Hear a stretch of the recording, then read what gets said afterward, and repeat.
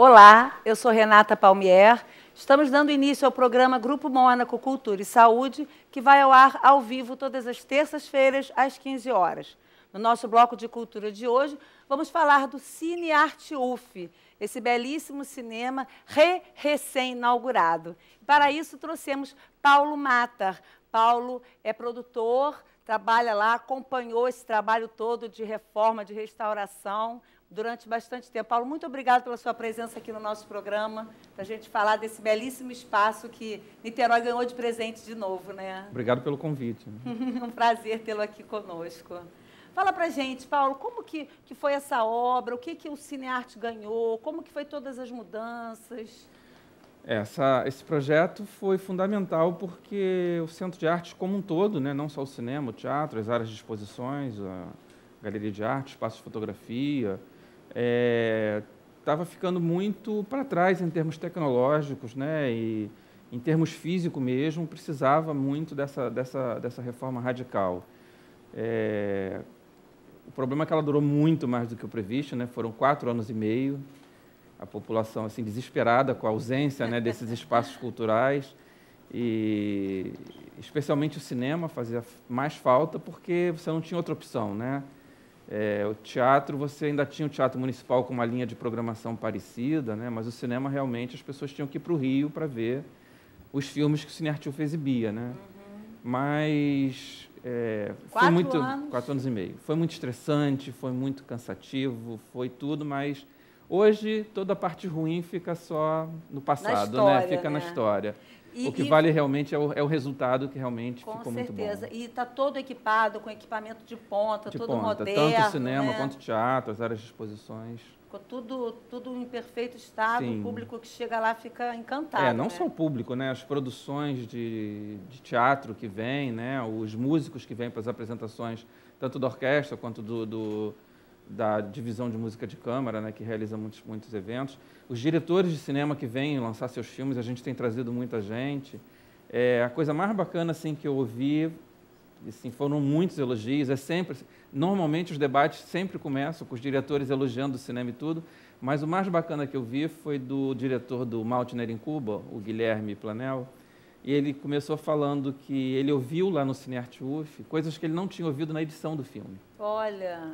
De tamanha qualidade do equipamento, né? Então, e não só do equipamento, né? De toda a acústica que foi feita, que é uma acústica reversível, né? Ela para a orquestra é uma, para o cinema ela é outra. Isso foi um trabalho enorme de compatibilizar esse espaço para 2 atividades que, em termos de som, são antagônicas, né? E tudo. Então, isso é um orgulho muito grande, porque a maior deficiência do Cine Arte UF era justamente o som. Passar filme brasileiro era desesperador, né? Se o filme não tinha uma qualidade de som excelente, era sempre muito complicado, né? Entendi. E hoje é perfeito, né? É muito bom. Ali no Centro de Artes, que fica na Miguel de Frias, esquina da Praia de Caraí, Niterói, ali funciona o teatro, tem exposições também. Tem a Galeria de Arte UF, o Espaço UF de Fotografia, que eu criei junto com a Nádia Peregrino, já tem mais de 20 anos. Você tem uma veia na fotografia que a gente vai falar como também. Eu estou lá há mais de 30 anos, eu transitei em algumas áreas, nunca abandonei o cinema, sempre fiquei ligado ao cinema, mas cheguei a dirigir a divisão de artes visuais por 2 períodos, criei o setor de fotografia, enfim. Então, ali no Centro de Arte tem uma galeria, duas galerias. De arte UF, e o Espaço UF de Fotografia, que é no saguão do cinema. Tem o teatro. O teatro, o cinema, e tem a área de música, né? A Orquestra Sinfônica Nacional, a Música Antiga, o Quarteto de Cordas, o Coro, o Jovem, enfim. Tem uma programação também maravilhosa, né? Então, a programação do Cine Arte UF é uma programação diferenciada. Por quê, Paulo? Então, ele, quando foi criado em 68, né, era um grupo que tinha o Nelson Pereira dos Santos, o Cosme Alves Neto, o Luiz Alberto Sanz, entre outros. Ele já foi criado com esse propósito de exibir um tipo de cinema que levasse à reflexão, né, não ser mero entretenimento. Então, ele já foi criado, inclusive, com um seminário. Ele foi um embrião até do curso de cinema. O curso de cinema foi criado a partir da criação do Cine Arte UF. Entendi. Então, ele já foi com essa ideia mesmo. Infelizmente, logo todo mundo se dispersou, porque ele foi criado no auge da ditadura, né? Isso que eu ia te perguntar. Como que a ditadura entrou aí nesse período? Então, ele foi criado em 68, setembro de 68, né? Quer dizer, é uma época complicadíssima. E a gente não tem dados assim históricos precisos, né? Mas eu sei que logo depois esse grupo todo debandou, alguns até foram exilados e tudo. Então, o cinema ficou... Mas ficou exibindo uma programação. Ele ficou funcionando, mas ele realmente... A gente tem registro lá de algumas tentativas de fazer coisas bem legais, mas já no final da década de 70, quando a ditadura começou a arrefecer. E aí, em 81, no curso de cinema, a gente fez... o professor João Luiz Vieira organizou uma mostra sobre o Glauber logo depois que ele morreu, poucos meses depois que ele morreu. A gente fez uma grande mostra, conseguiu entrar no Cine Arte UF, que era uma coisa assim difícil, né? Não tinha uma relação com o curso de cinema. A gente conseguiu essa brecha. E aí, em 82, quando tudo mudou, ele foi convidado para dirigir o cinema, o grupo de alunos foi junto com ele, e eu fui ficando lá e estou lá até hoje. Eu acho importante, né? Um cinema sendo dirigido por quem trabalha com isso. Não só eu. O Alexander Vancelotti, que faz toda a programação comigo, também é formado em cinema. A gente tem o Guilherme Tristão na equipe, que cuida da parte de festivais, mostras, a parte técnica, também formado em cinema. A gente tem sempre estagiário do curso de cinema com a gente. Então, todo mundo que está lá é oriundo do curso de cinema da UF. E você teve algum retorno bacana? Você já até deu um exemplo, mas da reinauguração, do público que frequenta lá, você tem alguma... Nossa, as pessoas ficaram muito felizes, né? Até hoje, assim, as pessoas não cansam de... A gente tem página e grupo no Facebook, então as pessoas comentam muito as postagens e tudo. E é sempre ainda tem esse espírito de comemoração, né? De poder ver tantos filmes que não teriam chance. Essa semana mesmo, tem uma espectadora que está lá sempre, vê quase tudo. Eu acabo ficando quase que amigo, né, dessas pessoas, de tanto que elas participam nas redes sociais e estão sempre lá, então a gente acaba se conhecendo pessoalmente, conversando. E ela até postou do alívio que é não ter que pegar o ônibus para ir para a Estação Botafogo, enfim, está indo para o Rio, que era o que as pessoas faziam, né, o tempo todo. Porque como é uma programação que não está no circuito comercial, não é qualquer cinema que passa, exatamente, né? E vocês focam exatamente esse assunto, né? É um cinema diferente, né? Com um objetivo. E a gente procura ouvir muito o público, né? Por exemplo, O Homem e a Gaivota, que está em exibição agora, foi um filme muito pedido, né? Pelas mulheres especificamente, né? É um filme que teve todo um movimento aí em torno da questão do feminismo, né? Que é um filme que fala das angústias da gravidez, enfim. E aí ele causou uma certa polêmica por causa de um detalhe lá do filme, e artistas, inclusive, saíram em defesa do filme. Isso criou um movimento nas redes sociais sobre o filme, e ele acabou sendo muito pedido. E aí a gente conseguiu atender esse pedido do público. E essa semana a gente está exibindo Helena, que já é um filme mais antigo da mesma diretora, e a gente trouxe para fazer uma dobradinha. Né, e vocês sempre fazem palestra, debate? Sempre tem muito debate. A gente faz muito lançamento, né, de filmes brasileiros com a presença dos diretores para debater. Que ótimo, né, Paulo? A gente teve muitos momentos legais esse ano assim, com esses debates. Eu fico muito feliz, porque eu estou acompanhando agora esse trabalho de vocês. Fico muito feliz. Como é que a gente vê a programação e como que a gente interage com vocês? Então, a gente tem o site, infelizmente, a gente está aí umas 2 semanas com problema no nosso site, mas a gente tem o site do Centro de Artes, e aí tem a programação do cinema.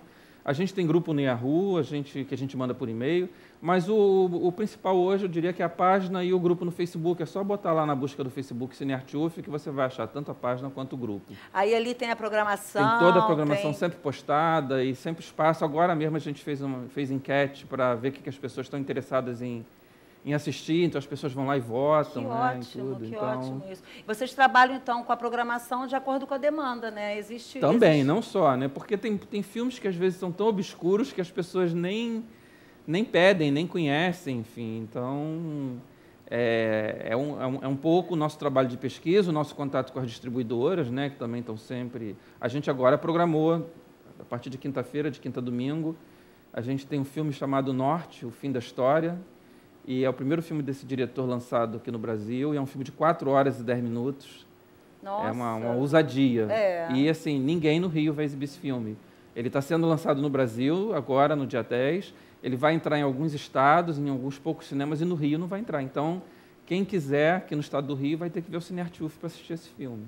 E as pessoas que estão interessadas em conhecer, sabe que esse filme vai entrar em cartaz somente na rede social? Não existe uma divulgação na grande mídia sobre esse trabalho de vocês? Não, ele vai aparecer nos jornais, porque a gente manda toda a divulgação. Mas é o tipo de filme que não costuma ter muito espaço, não, porque é uma coisa realmente É um filme muito difícil, até pela duração dele, né? É verdade, e tudo mais. 4 horas. Agora, pode ser que até por ser o primeiro filme do diretor, enfim, eu não sei como é que a distribuidora, que isso cabe à distribuidora fazer esse trabalho, né?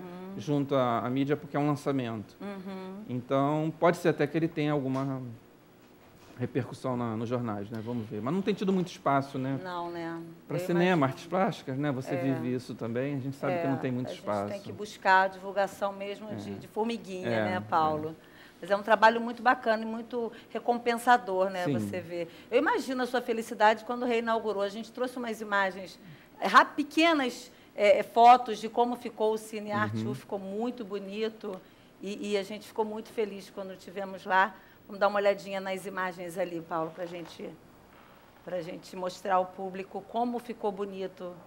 Olha, essa é a sala de cinema, né? Aí a entrada... A entrada do Centro de Artes, isso, onde tem as bilheterias. A galeria de exposição também ali embaixo. Logo né? Na entrada. Olha, isso foi uma foto da matéria para o Globo Niterói, quando foi reaberto. Um espetáculo confortabilíssimo. Tem uma cafeteria na entrada, né, Paulo? Sim. Aí a entrada da reitoria, Da reitoria, né? com prédio jardim. Ícone de Niterói, né? E agora tem até um último detalhe, eu espero que fique pronto, que ainda faz parte do projeto de reforma, que é a iluminação da fachada, da reitoria toda. Ah, sim, do prédio da reitoria. Do prédio da reitoria, isso faz parte do projeto e da reforma. E ali funcionam outras áreas da Universidade Federal Fluminense, toda né? a parte administrativa, a centralização, as pró-reitorias funcionam todas ali. A gente também tem a Eduf ali na entrada. A editora, né? Na entrada ali também muito bonito, um espetáculo quando também. Foi reformada ficou muito bacana. Paulo, o Cine Arte tem outros projetos, né? Outros cineclubes, né? Queria que você falasse a gente tem várias parcerias, no momento a gente tem 3 cineclubes fixos, né? Que é um bem antigo, que é o Cineclube Sala Escura, ele já funcionava antes da reforma. Cineclube Sala Escura. Sala Escura, ele é especializado em cinema latino-americano, né? Ele é coordenado pelo professor Tonico Amâncio, do curso de cinema, sempre com envolvimento de alunos, sempre tem algum aluno participando ativamente. Bacana essa parceria, né? Sim. A gente tem mais recentes, né? Foram criados depois da reabertura o Cineclube Laerte, que é um cineclube LGBT, e foi muito legal na época que ficou um impasse de qual seria o nome do cineclube, e as ideias eram muito ruins, e aí surgiu a ideia de homenagear alguém, aí se falou, Laerte, né? Aí o pessoal, e precisava desse nome muito rápido, já ia ter sessão de abertura e tal. E foi muito rápido, eles fizeram contato, a Laerte adorou a ideia, fez o desenho da logo, né? A logo, ela segurando uma claquete, enfim. Também uma parceria com aluno, também tem... É um cineclube de um aluno com outros amigos dele de fora da UF, enfim. Bacana. E tem o Rã Vermelha, que é um cineclube especializado em terror. Rã Vermelha. É um projeto que não é só o cineclube, ele é um projeto que faz muita coisa no YouTube, ele tem canal no YouTube, ele faz muita coisa. E lá no Cine Arte UF ele faz uma sessão mensal, mais voltado para o terror brasileiro, não exclusivamente, mas ele é mais especializado no terror brasileiro, né? E a gente tem outros projetos, outras propostas, a gente tem parceria com o Arquivo Nacional, né? Tem feito bastante coisa com a gente. Apoia alguns eventos nossos, mas fez também o festival deles aqui. É isso que eu ia falar, existe o festival do Arquivo Nacional. Exatamente. Também. E tem o Festival do Rio, né, que a gente ano passado entrou, esse ano entrou de novo. O Varilux, que esse ano não aconteceu por causa da greve, mas a gente espera que ano que vem tenha. Enfim, tem muitos festivais procurando a gente. Agora mesmo, na semana que vem, a gente tem o Festival Brasileiro de Cinema Universitário, que é um festival muito antigo. Eu vi sobre isso, que vocês recebem propostas, não é isso? Como que então, é esse ele é um festival? ele abre inscrições, né, de todo o Brasil. Também está no site, também está... Ele agora já vai acontecer, então inscrições só para o próximo ano, né, quando abrir. Mas ele é um festival de curtas universitários. Que né? Bacana. E a gente também, na mesma semana, ele vai ocupar as 2 últimas sessões. Na mesma semana, a gente vai ter nas primeiras sessões, por 3 dias, o Festival Internacional de Filmes de Esporte, é a primeira vez que está acontecendo, e também tem o Recine, que vão ser Esse 4 de dias. esporte tem alguma coisa a ver com a Olimpíada ou nada a ver? Então, o tema principal deles esse ano é a Olimpíada. Que né? bacana. Pela proximidade, o tema deles é a Olimpíada. Ele acontece também no Odeon, no Rio. Isso aí são vários cinemas os fazendo... festivais agora estão fazendo sempre isso, né? Esses festivais que têm a sede principal no Rio, estão fazendo exibições com a gente. Foi assim com o Arquivo Nacional, né? O Festival do Rio, vários Porque tem festivais. a Universidade de Cinema, tem a UF, aqui tem outras universidades. Hoje tem muitos cursos, a PUC, tem muitos cursos por aí de cinema, né? Mas realmente nenhum com a tradição que eu diria que o da UF e da USP, né? Que tem uma tradição muito grande. São os mais tradicionais. Interessante. E existe a participação do aluno, com certeza, essa troca existe Sim, maneira... a gente recebe propostas de alunos, a gente está aberto sempre a parcerias. Esses projetos de cineclube, como que acontece isso? A busca do aluno pelo espaço? A gente não tem uma questão formal, né, de abrir edital, nada disso. Foram as pessoas que realmente foram procurando, a gente foi achando legais as propostas e abraçou essas propostas. Né? E vocês têm muito retorno pela rede social para esse trabalho? Sempre tem, né? É claro que Facebook é uma coisa, né? Você tem lá um evento criado... Bota o que quer. Né? 500 pessoas dizem que vão aparecer e aparecem 100, né? Então, Mas quem trabalha com cultura já tem essa margem, já tem, né, já Paulo? já sabe, exatamente. Que essa margem acontece mesmo. Mas, assim, tem várias sessões, por exemplo, do Cineclube Laerte, tem tido um público muito bom. Muito bom. E os horários são padrão? Não, eles variam, até porque, por exemplo, como a gente tem tido muito festival, muita mostra, lançamento de filmes, às vezes a gente tem que juntar os cineclubes todos numa mesma quinta-feira do mês. Porque todos esses eventos a gente só faz às quintas-feiras, né? Para não quebrar a programação, né, normal. E eu acho também que fixa, né, uma data. Todo mundo sabe que sempre às quintas-feiras lá, quase sempre tem algum evento especial. Então, agora, no dia 3, os 3 cineclubes foram no mesmo dia, cada um num horário, enfim. Entendi. Mas, normalmente, eles acontecem mais espalhados. E voltando ao assunto que a gente já tinha falado, da palestra pós, né, apresentação. É um debate, um bate-papo, né? É um debate. Não seria uma palestra, Isso né? funciona bacana? Isso Nossa, tem... muito. A gente teve, lembro assim, o debate do Cativas Presas pelo Coração, né? Um documentário maravilhoso, recomendo muito esse filme. Cativas? Cativas. É um filme sobre mulheres que se apaixonam por presidiários, né?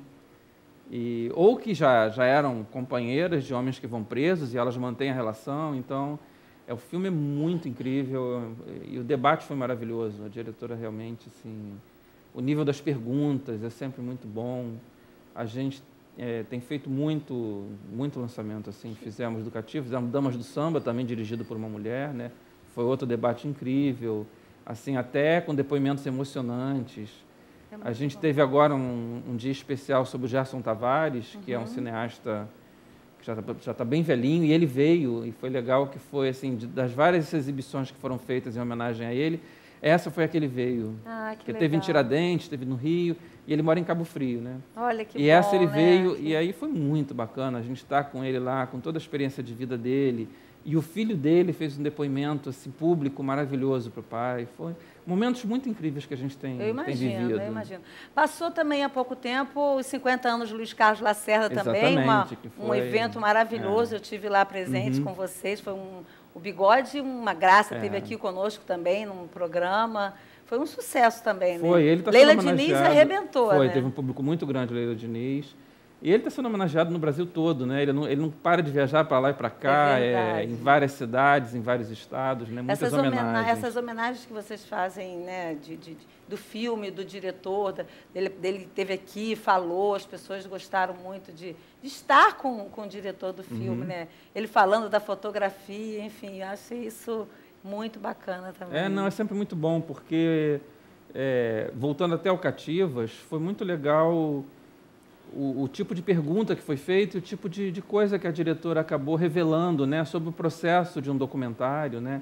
Porque teve uma menina que perguntou, mas o que é ficção aí, o que é encenado? Ela falou, documentário não tem isenção nenhuma, nenhum documentário. Na medida que você ligou a câmera na frente de alguém, já é uma interferência, né? A não ser que você filme escondido um filme inteiro, sem ninguém ver. Mas, enfim, você ligou a câmera na frente de alguém, é uma interferência. É verdade. E aí ela foi falando do processo de construção de várias cenas, como a coisa se deu, como que é necessário num documentário, muitas vezes, você encenar mesmo, né? Não é falsear, mas você muitas vezes precisa, por uma série de situações. Ela filmou dentro de um presídio, ela não podia filmar as visitas no dia das visitas. Ela tinha que fazer isso com aquelas pessoas que ela escolheu para focar o filme, ela tinha que fazer num dia à parte. Certo. Ou seja, isso não é falsear, mas é encenar. Ela teve que fazer, certeza. Teve que microfonar todos eles, os casais conversando lá sentados no pátio, entendeu? Deve então, ser isso bem interessante, foi né? muito Fica legal. A dica aí, né? Fica a dica. Esse debate realmente marcou muito, porque tudo o que rolou ali, da curiosidade do público e das conversas da diretora, foi muito bacana. Que bom, que isso deve ser muito prazeroso para você. É muito. Vocês trabalham com parcerias, vocês têm parcerias aqui na cidade, porque isso tem um custo alto, né? Pelo que a gente sabe pela mídia. Que tipo de parceria que vocês trabalham? Não, então, a gente faz parcerias realmente de programação, né? Então, a gente tem uma tradição muito longa com a Aliança Francesa.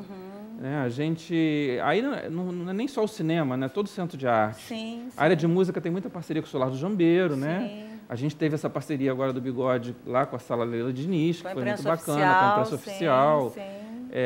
Teatro Municipal, durante a reforma, recebeu a Orquestra Sinfônica, né? As apresentações da Orquestra Sinfônica durante a reforma. Enfim, tem muitas instituições. O Museu do Ingá, a gente fez muita coisa também na época da reforma com o Museu do Ingá. Então, assim, eu acho que é importante as instituições que lidam com cultura estarem sempre fazendo parcerias, né? Sempre juntas. Então, a gente tem muito respeito e muito apreço, né? Por todas as instituições e essas parcerias que a gente faz. Com certeza. E para 2016, Paulo, tem algum projeto na manga? Ou vamos esperar? A gente já tem bastante coisa listada, bastante coisa pensada, mas realmente a gente vai começar... Já pode divulgar alguma coisa, não? Não, ainda é cedo. O que a gente tem já de certo, né? O Varilux, que já procurou a gente para reforçar o interesse, né? Como eu falei, a gente não teve por causa da greve, a gente espera que ano que vem tenha. O Rio Gay, o Festival do Rio, quer dizer, são parcerias. Esse de esporte também, bem interessante. Provavelmente todos esses festivais a gente vai ter de novo no ano que vem. Enfim. Então, os cineclubes, talvez até a gente amplie o número deles, a gente ainda está vendo... Porque tem essa dinâmica, né, de como encaixar todo mundo na programação. O horário, né, o dia, a programação. E muito lançamento já também do nosso interesse e do interesse dos diretores, né? O próprio Bigode, né, que o filme dele a gente fez essa pré-estreia, abrindo a mostra, mas tem um lançamento aí previsto para março, a gente ainda não tem certeza. Ele comentou com a gente.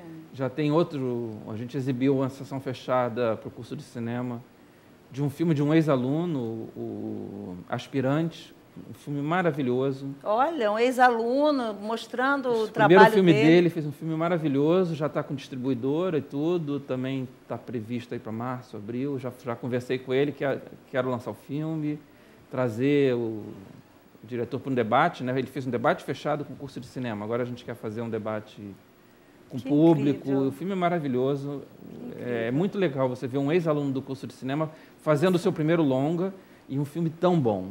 Mas tão bom, é impressionante. Ele já ganhou prêmios no Festival do Rio, tem ganho prêmios por aí. Que bom, parabéns. Parabéns a toda a equipe, né, de cinema, toda a equipe da UF, que eu não canso de elogiar o trabalho de vocês. Trabalhamos juntos já num projeto aí muito bacana, de muito sucesso. Uma ótima parceria, que a gente espera repetir, né? Com certeza, estamos juntos aí para somar, né? Isso. Cultura precisa de somatório de instituições que trabalhem juntos. Isso.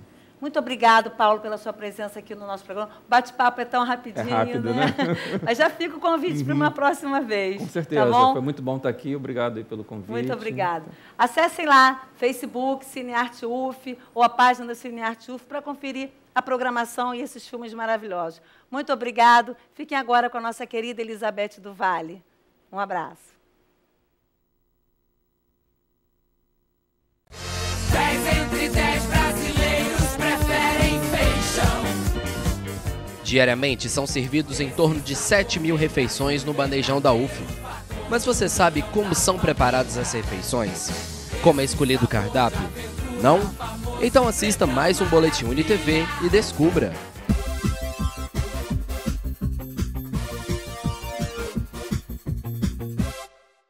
A nutricionista Caroline Leal nos contou como são elaborados os cardápios e quais são os cuidados que se devem ter com o preparo dos alimentos. Quando é elaborado o cardápio, a gente tenta sempre observar a questão da cor, né, e da variedade, entendeu? Nós chegamos aqui pela manhã, né, para fazer o pré-preparo, lavar com cloro, tudo muito bem lavadinho, né? Depois vem para cá para a bancada, para que nós possamos cortar tudo direitinho, de acordo com o corte que eles pedem, né? Para que eles possam, a partir daqui, que é o pré-preparo, ir para lá para poder processar realmente o alimento. Cada panela dessa aí suporta quase 300 quilos de carne, dependendo. Quando é guarnição, dá uns 200, também 300 e pouco quilos. Quando é carne, é sempre tonelada. Quando já é a parte de guarnição, dependendo do que for, tipo farofa, normalmente a gente faz 300 e poucos quilos de farofa. Já quando é tipo algum legume que a gente tem que cozinhar, já é 600 e pouco, 800 quilos. Só nos refeitórios do Graguatá são consumidos aproximadamente 2.000 litros de suco por dia, entre almoço e jantar. Quem conta isso pra gente e como o suco é preparado é o senhor Antônio Bigode. O suco é feito, usado esse concentrado, entendeu? E as refresqueiras, na média, são 150 a 180 litros. Então, 4 bombonas, porque uma bombona dessa de 5 litros, ela prepara 50 litros. E as estagiárias falaram qual é o trabalho delas no bandejão. A gente faz a liberação para os refeitórios externos, prepara as etiquetas, né, dos refeitórios com valor calórico, o tipo de preparação, além de auxiliar os nutricionistas no que precisar. Estou aprendendo bastante, eu acho que é uma bagagem muito boa para a vida profissional, até porque são muitas refeições. Geralmente os lugares trabalham com 300, 100 refeições, a gente trabalha com 5.000 refeições, 7.000 refeições. Então é uma experiência muito maior. Dentro das regras de segurança de alimentos, a gente tem que priorizar que essa comida tenha que ir num limite de temperatura, tá?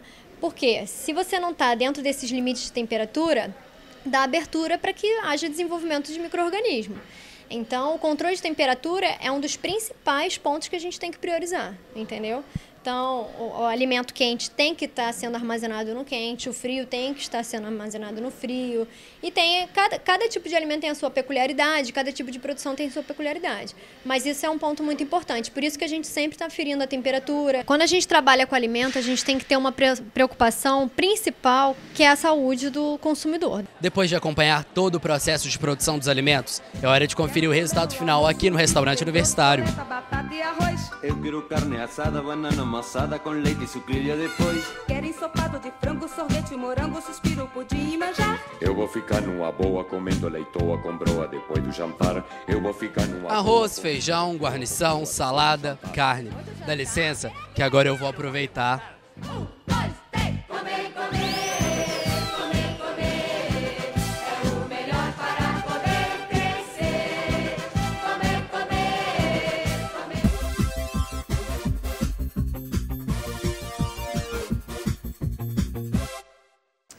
Boa tarde para você que nos assiste.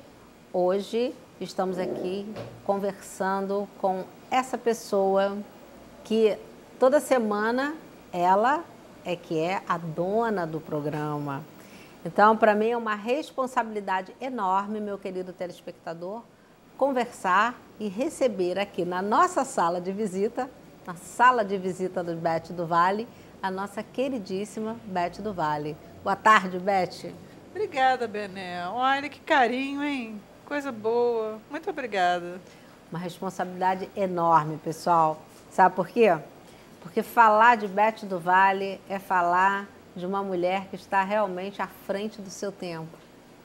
E aí, talvez vocês conheçam a Beth só espremendo aqui o entrevistado, né? E hoje é a nossa vez de conhecer um pouquinho quem é Beth do Vale. Então, eu queria cuidado começar... porque se espremer muito vai sangrar, hein? Então não, vai de manso, jeito nenhum, vai calma. de jeito nenhum. Eu queria então começar a nossa entrevista, Beth, primeiro agradecendo pela oportunidade, porque é realmente um presente enorme poder conversar com você, tá? É um presente enorme poder estar aqui na UniTV, na nossa UniTV, no programa do Mônaco, entrevistando essa mulher. Então, eu queria começar perguntando quem é Beth do Vale? Olha, Bené, é engraçado que essa pergunta a gente nunca pode responder. A partir do momento que o ser humano está sempre buscando, né? E está sempre se buscando. Claro. Então, essa coisa de você responder quem é você é muito subjetivo, é muito sutil, é muito difícil. Eu me lembro que uma vez eu estava com Pimentel num evento e um global estava do lado dele e me perguntou, chegou, sentou do lado do Pimentel e me perguntou, quem é você? E eu estava num momento muito difícil da minha vida, eu tinha passado por uma perda muito grande, que foi a perda do meu segundo marido, do meu querido, do homem que eu amei muito e que eu tenho assim um respeito por ele, um carinho muito grande e que ele continua muito presente na minha vida, que foi o Carlos Alberto. A perda do Carlos Alberto me deixou muito sem chão. E naquele momento que esse global me perguntou quem é você, eu disse para ele com todas as letras e seriamente eu olhei para ele e falei seriamente, não sei. E hoje eu te respondo com toda essa seriedade, né, e todo esse olhar para dentro, carinhosamente, mas eu te digo sinceramente, olha, quanto mais eu vivo, mais eu caminho para a terra do não sei em relação ao ser humano. Nós somos uma caixinha de surpresas. E é engraçado porque a vida, em cada ciclo de vida, a gente muda muito. Porque em função da nossa cronologia, no sentido da gente ter muita perda de performance física, ao contrário do que a gente poderia achar, que isso não interfere tanto no mental, mas interfere sim. Tanto interfere que a gente tem aí as doenças neurológicas, interferindo a todo momento na performance, até intelectual do indivíduo, né? E a gente poderia dizer que cada momento é um momento novo na vida, porque você nunca viveu aquilo antes. Então, ter a idade que eu tenho, eu nunca tive a idade que eu tenho hoje. Por isso é que fica sempre esse questionamento e essa interrogação. A cada dia você é uma pessoa diferente. Então, eu preciso dizer para o meu telespectador que eu estou apresentando para vocês uma mulher que, apesar de ser uma acadêmica, uma escritora, uma psicóloga, uma psicanalista, ainda assim, essa humildade, porque a Beth transcende humildade. Os seus olhos são assim, Beth? Não sei. Seus olhos transcendem humildade. Não, Beth, isso não é você quem tem que falar. Somos nós que convivemos com você, somos nós que a conhecemos e que essa pessoa que não é nem um pouco exibida, apesar de ser a escritora e a acadêmica Beth do Vale. Eu costumo dizer que eu sou muito extrovertida. Talvez as pessoas confundam ser extrovertida, muitas vezes, com ser exibida. São coisas diferentes. Completamente diferentes. Eu gosto de brincar com as pessoas, normalmente eu tenho bom humor e tal. Beth do Vale é feliz. Acho isso diferente. Não sei, isso aí é outra incógnita para mim. Eu não sei o que é ser feliz. Mas você passa a felicidade para gente. O que é ser feliz? Eu acho que feliz é uma coisa assim complicado pelo seguinte, você vive de instantâneos. Você vive de somatório de instantâneos. Então tem momentos melhores, tem momentos mais difíceis. São conta-gotas que fazem a felicidade? Sim, não é que sejam conta-gotas que façam a felicidade, mas eu acho que a felicidade ela está mais ligada, se é que a gente pode usar essa terminologia, felicidade, parece que a gente usa como se fosse uma coisa estática. E como a gente flutua muito, porque comportamento flutua muito, e a gente está o tempo todo nessa flutuação, um dia estou menos, um dia estou mais, um dia estou down, um dia estou mais up. Essa coisa da flutuação. Estou para baixo, estou para cima, estou aqui, estou ali. Isso é natural na vida de todos nós. E eu vejo isso com muita tranquilidade. Não... Então, permita-me, por favor, que o nosso público conheça um pouquinho você. Fala um pouquinho da sua formação, da psicologia na sua vida. Olha, em primeiro lugar na minha vida veio a música, não veio a psicologia, não. Sim. Eu acho que eu já nasci com uma fissura pela música, uma coisa muito grande. Vem de Até casa, porque familiar? a família do meu pai sempre foi muito Sim. musical. Sim. E, embora a família do meu pai fosse muito musical, mas a minha mãe também tinha uma via musical muito forte, porque minha mãe tinha uma voz muito bonita. E meu pai tocava muito violão, cantava, a família do meu pai toda tocava e cantava, e minha mãe tinha uma voz muito bonita. Então, meu pai tocava, minha mãe cantava. E eu fui presenteada com um piano aos 5 anos de idade. Olha. Quando eu já sentava no piano e tocava minhas musiquinhas de roda. Ninguém nunca me ensinou. Eu ganhei um piano, ganhei do meu avô, pai de minha mãe, e quando eu era criança eu já sentava no piano e tocava as musiquinhas de roda. Então o público está conhecendo uma Beth autodidata em música. E depois fui estudar piano. Sim. Aí mamãe me matriculou e eu estudei piano aqui no Ingá com uma professora, com uma pessoa que é conhecidíssima aí em Niterói, que era quem a gente chamava de Chiquita, que foi a minha primeira professora de piano e que eu gostava muito.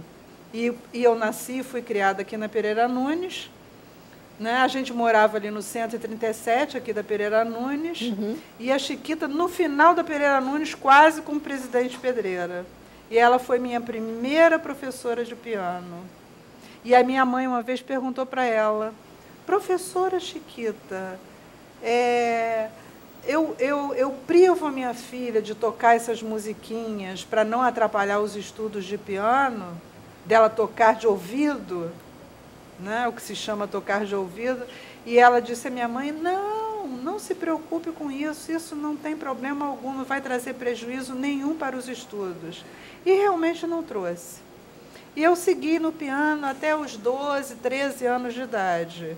Só que nessa época eu comecei a ter vontade de transportar o piano para tocar em determinados lugares.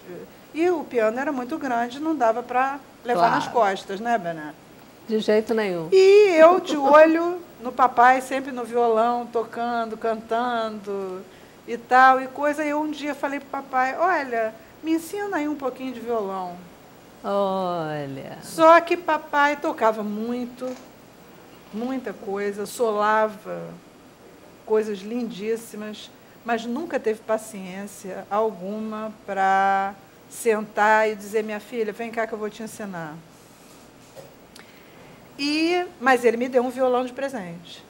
Ele falou, olha, minha filha, eu vou te levar para comprar o violão, já que você quer tanto aprender, eu vou comprar um violão para você. E me levou e comprou.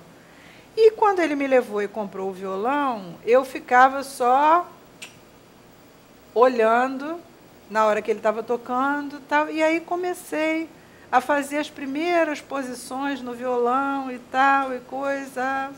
E quando eu vi, eu já tinha pego um pouquinho do que ele fazia. Muito pouco, lógico, que em relação, claro, em relação ao mestre. Exatamente, muito pouco. Mas alguma coisa que dava para o meu prazer. Que eu podia levar o violão para um lado e para o outro, tocar, cantar e fazer aquilo que eu gostava. Entendi. Bom, então a música foi a primeira paixão. Foi a primeira paixão. Então, tanto que eu participei de alguns festivais, quando eu cheguei ali pelos 14, 15 anos, aí fiz algumas músicas com um parceiro letrista maravilhoso, que é um poeta, nota 1000, que é o meu tio Ayrton Pereira da Silva, que é troféu ouro da Biblioteca Nacional. Entendi. E que eu tenho assim, um orgulho muito grande de ser sobrinha dele. Entendi. Então, Beth do Vale é de uma família de artistas? Olha, não sei se de uma família de artistas, mas de pessoas bem sensíveis. Entendi. Uma De pessoas muito ligadas grande, à arte, né? De gostar da arte e cultura, né? Muito sensíveis e uma cuidade de sentimento muito profunda. Entendi. Mas, Beth, você não vai... Vou insistir com você. Muito bem. Então, conhecemos a Beth, musicista, de alguma forma. Não adianta você dizer não musicista, mas... Quem é apaixonado por música e tem um ouvido musical e tem uma sensibilidade musical não deixa de ser um músico acho que é musicista, apaixonada né? por uma série de expressões artísticas. Entendi. Por exemplo, minha mãe não enveredou pela música, mas enveredou pela pintura. Entendi. Minha mãe foi para o colégio interno muito cedo, muito pequena, e aos 11 anos ela já pintava, que era uma coisa maravilhosa. Tanto que ela fez uma prova uma vez no colégio interno, que era um mapa do Brasil à mão livre. Olha! E a madre que aplicou a prova, no final da prova, virou para ela e falou assim, a cola, passa a cola. Olha! Ela falou, mas eu não tenho. Minha mãe era muito tímida, mas eu não tenho, com aquele medo que lhe era peculiar. Mamãe era uma pessoa muito... assim, mais introvertida, né? Mais frágil. Outro tempo, era uma menina, né, Beth? magrinha, miúda. Então, você calcula o medo dela na hora que ela foi abordada, passa a cola. Ela falou, não, mas eu não tenho cola. Agora, ver a minha mãe pintando os quadros que ela pintou durante a vida dela toda, e foi uma vida dedicada à pintura, também me fazia muito bem. Aquilo me sensibilizava muito. Entendi. E eu acho que o que me levou para a psicologia foi exatamente essa coisa da curiosidade em relação ao material humano. A um certo momento da vida eu comecei a me questionar e a me perguntar, mas o que é o ser humano? Que beleza é essa? Que universo é esse tão milagroso, tão maravilhoso, que as pessoas têm dentro de si?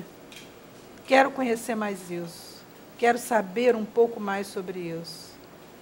Entendi. E você está realizada profissionalmente ou ainda tem outras buscas? Sem dúvida alguma. Profissionalmente, realizadíssima. Acho que a minha escolha foi uma escolha um pouco mais tardia. Eu não fui para a psicologia tão cedo. Por exemplo, minhas filhas fizeram escolhas muito cedo. A minha mais velha, a Liz, com 17 anos já estava na faculdade de Direito. A minha outra filha, a Cris, que é a segunda, já enveredou pela coisa do corpo, começou com a dança muito cedo e escolheu educação física e por aí foi. O balé foi a vida inteira. Né? Então, foi educação física, aulas de dança, como professora de dança, e depois fisioterapia para complementar. Mas foram escolhas bem prematuras, fizeram bem jovens essas escolhas. E eu já fiz a minha escolha pela psicologia já um pouco mais à frente. Entendi, um pouco mais tardiamente. Exatamente.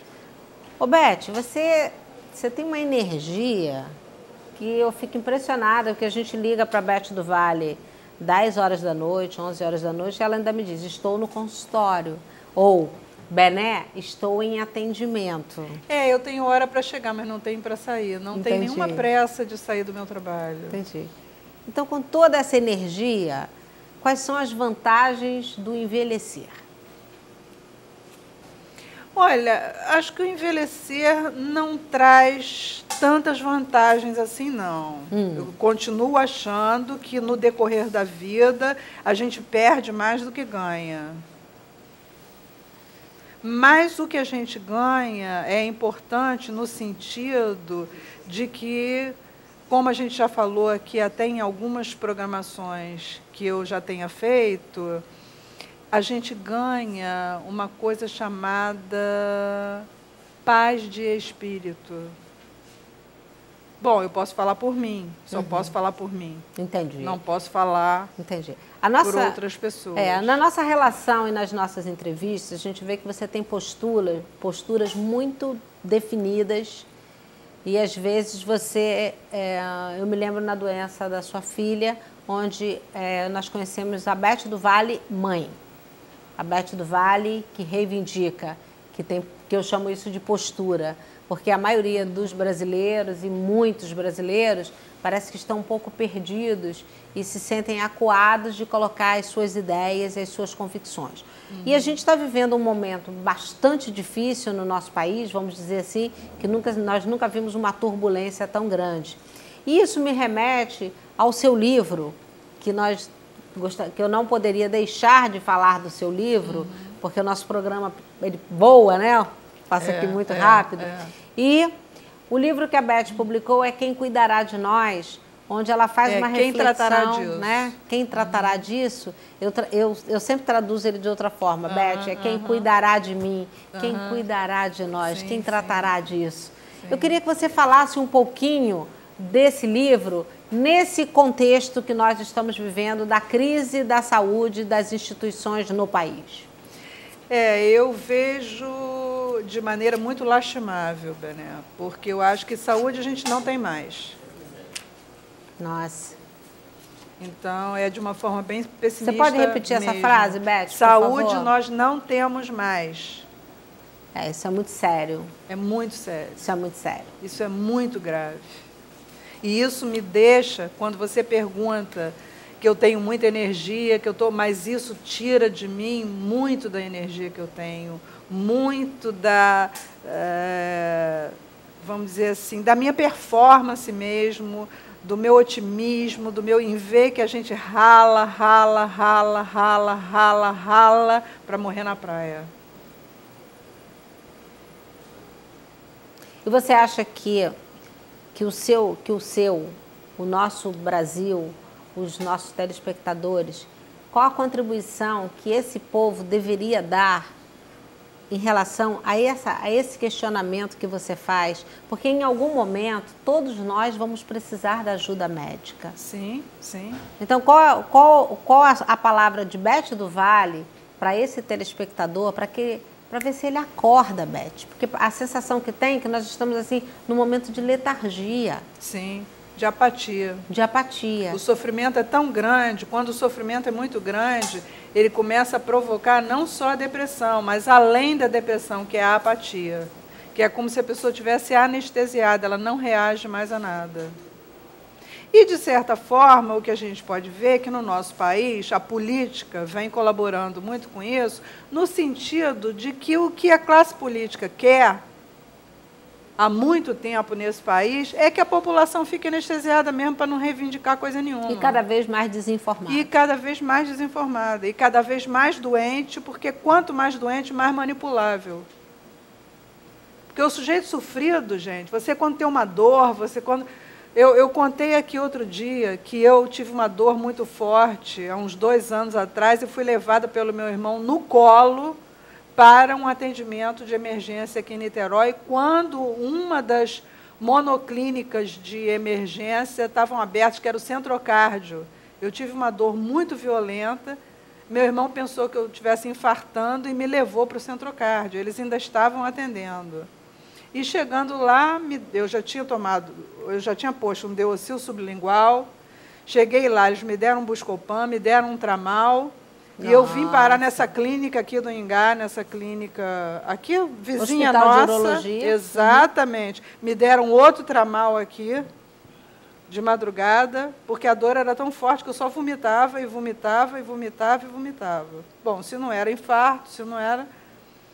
Minha filha me trouxe para cá, para essa clínica. Fizeram uma tomografia de abdômen total, não chegaram a conclusão nenhuma, eu tive que tomar outro Tramal. Bom, mas passei 48 horas sendo medicada com antibióticos, para nada, porque eu não tinha infecção alguma, não tinha coisa nenhuma, para vocês verem a competência aqui do atendimento. E depois cheguei à conclusão que devo ter tido, talvez, ou um cálculo, um mini cálculo, que quando chegou no ureter, provavelmente provocou essa dor muito forte, ou uma areiazinha mesmo que passou e... Quando o assunto Porque nem infecção urinária foi detectada. Quando o assunto são vias urinárias, até um grãozinho Exatamente, de areia, mas a dor foi uma coisa paralisante. E eu fiquei 48 horas internada tomando antibiótico e tive a grande decepção de, para tirar o resultado da minha tomografia desse hospital, ter que pedir a um tio meu que é médico para arrancar à força esse resultado dessa tomografia, porque não me deram na hora que eu saí. Até porque eu que me dei alta. Quer dizer, você vê a que ponto a saúde desse país e os atendimentos hospitalares estão chegando. Claro. Então, até esse momento do nosso bloco dessa conversa, desse bate-papo com essa amiga Beth do Vale, vocês conheceram três particularidades dessa moça. Beth do Vale, musicista, Beth do Vale, escritora, Beth do Vale, reivindicadora, que tem postura diante das situações e que sabe se expressar diante das situações, ainda que não consiga resolver o problema, porque, como ela disse, esse problema da saúde parece ser crônico. Nossa saúde está no CTI e, na minha visão, em fase terminal. Sim. Em fase terminal. Então, para a gente, como já mostraram ali para mim a plaquinha, Beth, nós temos 5 minutos, agora temos 3, então nós vamos falar agora um pouquinho de coisas boas. Eu queria que Beth do Vale falasse um pouquinho de como é a relação dessa mulher com os filhos e com os netos, que é o lado bom da vida, né, Beth? Eu acho que a gente espera que essa relação possa compor justamente essas perdas que a gente vai tendo, essas dilacerações, porque são dilacerações, a gente vai perdendo muita coisa, inclusive os entes queridos que a gente gosta. E se não tiver alguma coisa para colocar no lugar, vai ficando cada vez mais árido e mais sofrido. Aí sim o envelhecimento vai se tornando muito sofrido, porque além de você perder a performance física e tantas outras coisas, você também não tem o que botar no lugar em relação a muitas pessoas queridas que você vem perdendo. Então você espera que os filhos e os netos possam, de alguma forma, te ajudar subjetivamente a fazer seus curativos, a te ouvir um pouco, a te fazer uma carícia, a ter um momento, um olhar para você, um gesto. Não é ficar te paparicando o tempo todo, não é isso. Não, o que você está me dizendo um olhar, é uma troca. Um gesto, uma carícia, um momento, um telefonema. Mãe, isso é uma coisa que acalenta muito, é uma coisa que ajuda muito e é muito importante. Filhos desse país, façam isso por seus pais, façam isso pelas pessoas mais idosas, porque isso é muito importante. Prestar atenção na sensibilidade da fala da Beth. Será que não está faltando isso aí na sua casa? Você já ligou para sua mãe hoje? Você já ligou para o seu filho hoje? E você, vó, já fez aquele bolo de chocolate que o seu neto tanto pede? Porque pode não parecer, mas são coisas tão simples, né? Esse estar com as pessoas.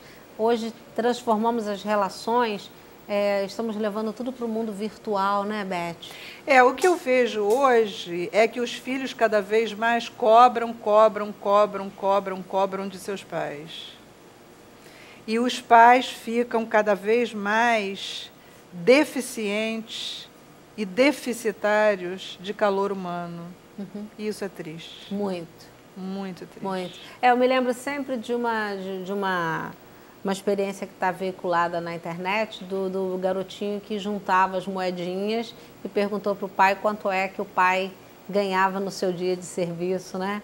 E aí ele queria comprar algumas horas do pai com as suas moedinhas, né? E às vezes, então quer dizer, a importância do tempo e da qualidade, às vezes não é nem a quantidade do tempo que você gasta com seu amigo, com seu familiar ou com papai e mamãe, etc. Com certeza. É a qualidade do tempo, né?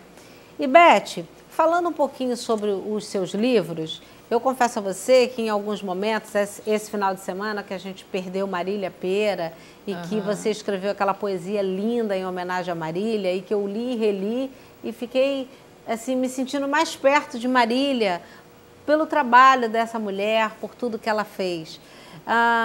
Os seus leitores, como eu, eles consideram os seus livros em alguns momentos como livros de autoajuda? Você já ouviu isso deles? Eu não considero os meus livros como livros de autoajuda, embora, por um outro lado, eu pense que todo livro é de autoajuda. Grande Beth. Era essa a resposta que eu queria, Beth. Porque todo conhecimento adquirido, você incorpora. E isso te ajuda, de alguma forma, porque o conhecimento é assim. Ele promove em você sempre uma modificação. Entendi. E foi o seu trabalho com os pacientes que te levou a escrever ou essa vontade de escrever já estava dentro da Beth que resolveu transformar isso? Não, essa vontade de escrever sempre existiu dentro de mim. Tanto é que você vê, eu comecei pelas músicas, escrevendo músicas. Entendi. E depois apaixonei-me pela música e depois apaixonei-me pela palavra. Entendi. E hoje são as paixões da minha vida. Entendi. Então você pegou essa coisa linda. Quando você escreve, a música ajuda? O ambiente com música colabora? Muita coisa. Então música e cultura e palavra acompanham Beth do Vale o tempo todo? O tempo todo. Bom, ele já mostrou aquela bendita plaquinha, sabe, Beth, dizendo que o tempo está terminando. Eu não tenho como deixar de agradecer por você ter se disponibilizado a permitir que Benedita Parazzo entrevistasse você. Eu que te agradeço. Tá? E eu queria que você deixasse uma mensagem, principalmente para o nosso telespectador que estivesse se sentindo desanimado, que ainda não fez a lição de casa hoje de ligar para o seu querido aí da vida. Gente, então vou deixar... Qual é a câmera? Vou deixar para você o seguinte, olha, procure se conhecer cada vez melhor. Tenha convicções a respeito de si mesmo. Quem tem convicções a respeito de si mesmo chega ao estado de paz de espírito mais rapidamente. Beijo. Beijo, até a próxima semana. Foi bom estar com vocês.